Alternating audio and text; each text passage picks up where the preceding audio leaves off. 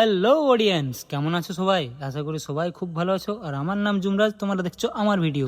আর আজকে সকাল সকাল কাজে এসেই এই যে দেখতে পাচ্ছ তোমরা, গাব্বু এসেই রং করতে শুরু করে দিয়েছে। আর আগের দিন যে পাল্লাগুলো ঘষতে বাকি ছিল সেই পাল্লাগুলো আজকে আমি ঘষতে শুরু করে দিয়েছি। তো আর বেশি বকছি না, কি কি হলো ভিডিওটা তোমরা দেখতে থাকো।